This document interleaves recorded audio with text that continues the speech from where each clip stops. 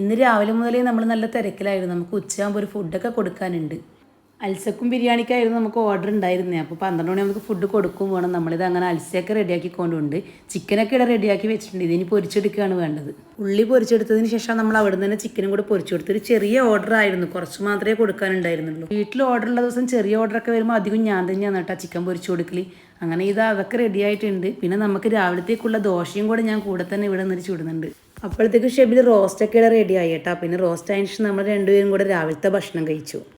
ചെറുപയറും ദോശയായിരുന്നു നമുക്ക് രാവിലെ ഉണ്ടാക്കിയത്. മക്കൾക്കും സ്കൂളിലേക്ക് ഇന്ന് ദോശ തന്നെ കൊടുത്ത്, ചിക്കൻ കറിയുടെ കൂടെ ദോശ കൊടുത്തു കിട്ടും. നമ്മളിന്ന് ചോറൊന്നും രാവിലെ തന്നെ ഉണ്ടാക്കിയിട്ടുണ്ടായിരുന്നില്ല.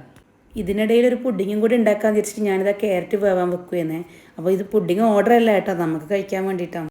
അതിനുശേഷം പിന്നെ ഞാൻ നിന്നത് തൈര് സെറ്റ് ചെയ്യാനാണ്. അപ്പോൾ അതിനുള്ള ഇതാ കുക്കുംബറും ക്യാരറ്റൊക്കെ കട്ട് ചെയ്യാണ്.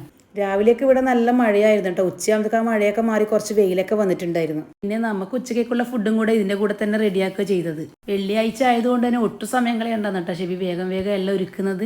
അങ്ങനെ ഇതാ ഇവിടെ നമ്മളെ ചോറും മസാലയും എല്ലാം റെഡിയായി വന്നിട്ടുണ്ട്. പിന്നെ നമ്മളിത് ബിരിയാണി ദമ്മൊക്കെ ചെയ്ത് അൽസിയും കൂടി ഇവിടെ റെഡിയാക്കിയിട്ടുണ്ട്. അച്ചാറൊക്കെ സെറ്റ് ചെയ്ത് നമ്മളെല്ലാം കവർ ചെയ്ത് വെച്ചിട്ടുണ്ട്. അപ്പോൾ ഇതാ പള്ളിക്ക് പോകാനുള്ള ഒരുക്കത്തിലാണ് കേട്ടോ ഷെബി. പിന്നെ ഞാനിതാ വീണ്ടും പുഡിങ് ഉണ്ടാക്കാൻ വേണ്ടിയിട്ട് ഇറങ്ങി.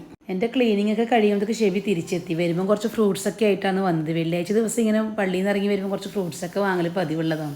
നമ്മൾ ഓർഡർ ചെയ്തിട്ടുണ്ടായി ഈത്തപ്പഴ ലേഹ്യം വന്നിട്ടുണ്ട് കേട്ടോ. എല്ലാവരും എൻ്റെ സ്റ്റാറ്റസിലൊക്കെ കണ്ട് ചോദിക്കുന്നുണ്ടായിരുന്നു ഈത്തപ്പഴ ലേഹ്യം നമ്മൾ ഉണ്ടാക്കുന്നതല്ല, നമ്മളത് ഓർഡർ കൊടുത്തതാണ്, നമ്മളൊരു ഫ്രണ്ട് ഉണ്ടാക്കുന്നതാണ്. അപ്പോഴേക്കും നമ്മൾ പുഡിങ്ങൊക്കെ ഇവിടെ റെഡി ആയിട്ടുണ്ടായിരുന്നു. ഫൈനൽ സ്റ്റെപ്പായി ഡിസൈനിങ് ആണ് എനിക്ക് ഏറ്റവും ടെൻഷനുള്ള കാര്യം കേട്ടോ. ഈ പുഡിങ്ങിൽ എല്ലാ പണിയും തിരക്കും എല്ലാം കഴിഞ്ഞതിന് ശേഷം കേട്ടോ നമ്മൾ ഫുഡ് കഴിച്ചത്.